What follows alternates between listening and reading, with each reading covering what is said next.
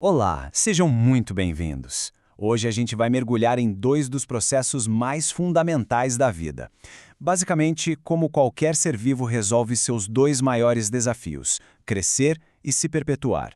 E as respostas para isso são a mitose e a meiose. Pois é, a coisa toda começa por aqui. Pensa só, um organismo precisa, ao mesmo tempo, de um jeito de fazer cópias de si mesmo para crescer e se consertar, mas também precisa de um método completamente diferente para gerar descendentes. Como é que a natureza dá conta dessas duas tarefas? E a resposta é essa aqui, com duas soluções geniais, cada uma para uma coisa. De um lado, a gente tem a mitose, que é a nossa máquina de crescimento e reparo.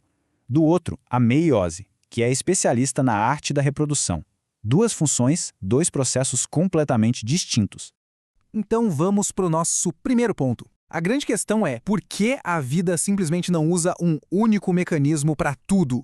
A gente vai entender agora por que são necessários esses dois caminhos tão diferentes para a divisão celular. Ok, vamos começar com a mitose. Para facilitar, imagina ela como se fosse a fotocopiadora de altíssima fidelidade do nosso corpo. O objetivo dela é um só: criar um clone perfeito da célula original. E nisso, ela é mestre. O ponto-chave da mitose é esse. Ela é equacional. É só um jeito mais técnico de dizer que um número de cromossomos não muda nadinha. Se uma célula com, por exemplo, 46 cromossomos entra no processo, o que sai são duas novas células, cada uma com os mesmos 46. São cópias exatas, sem tirar nem pôr. E como é que isso acontece? Bom, é como um balé em 4 atos. Primeiro, a prófase, que é quando a célula se prepara, organiza tudo. Depois, vem a metáfase, onde os cromossomos se alinham perfeitamente no meio. Logo em seguida, na anáfase, as cópias idênticas, as cromátides irmãs, são puxadas, cada uma para um lado da célula. E para finalizar, a telófase, que é quando a célula finalmente se parte em duas. E o resultado? Duas células novinhas e idênticas. Agora, vamos virar a chave completamente e falar da meiose. Olha, se a mitose é uma fotocopiadora, a meiose é um embaralhador genético profissional. O objetivo dela não é de jeito nenhum fazer cópias, é criar variedade.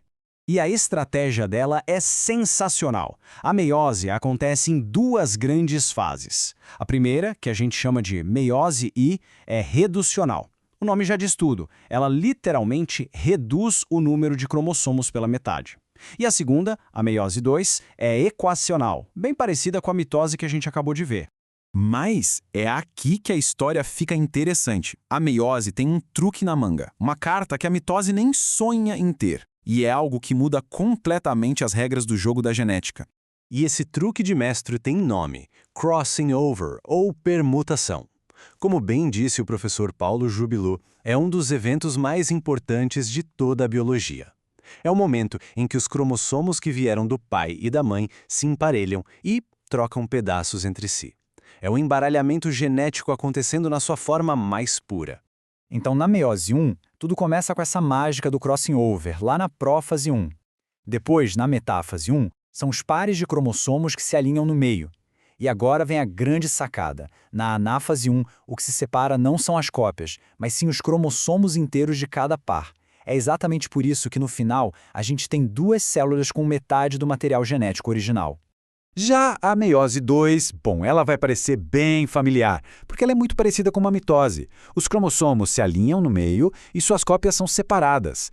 A grande e enorme diferença está no resultado final. Em vez de duas células idênticas, o processo termina com 4 células, e cada uma delas é geneticamente única, prontinha para a reprodução. Ok, a gente viu cada processo separado. Agora, que tal colocar os dois lado a lado? É assim que as diferenças fundamentais ficam super claras. Essa tabela aqui é basicamente o resumo da ópera. Se precisar lembrar da diferença, é só olhar para ela. Propósito: crescimento contra reprodução. Número de divisões? 1 contra 2. O resultado? 2 células clone contra 4 células únicas. E, claro, o ingrediente secreto da meiose, o crossing over, que garante toda a variedade genética. Certo, já entendemos os detalhes, o como as coisas acontecem. Mas e aí, qual é a importância disso tudo? Nesta parte final, a gente vai conectar esses processos microscópicos com a imensa diversidade da vida que a gente vê no planeta. Para sacar o quadro geral, a gente só precisa de dois conceitos-chave: diploide e haploide. É bem simples. A maioria das células do nosso corpo é diploide, ou seja, tem 2 conjuntos de cromossomos. Já as células reprodutivas, os gametas, são haploides. Elas têm só um conjunto. E é a meiose que faz essa mágica de cortar o número pela metade. E por que isso é tão absurdamente importante? Simples. Porque na fecundação, um gameta com 23 cromossomos se junta com outro gameta, também com 23. E o resultado? Um novo ser vivo com 46 cromossomos, que é o número certinho da nossa espécie. É um sistema elegantíssimo para garantir que cada geração tenha a quantidade correta de DNA. E o mais impressionante é que esse número varia de um jeito absurdo pela natureza. Nós humanos temos 46, uma mosquinha da fruta tem só 8, um galo tem 78, uma borboleta 380, e a campeã de todas, pelo menos que a gente conhece, é uma samambaia com mais de 1.200 cromossomos. Cada espécie tem seu número mágico e é esse ciclo de meiose e fecundação que mantém tudo estável. Resumindo tudo, a meiose é a grande arquiteta da diversidade. É o motor da evolução. Mas isso deixa a gente com uma última pergunta, uma pergunta muito poderosa. Se um processo tão elegante e complexo como esse comete um erro, quais são as consequências? As respostas para isso? Bom, elas mudam vidas e definem uma parte enorme da biologia moderna.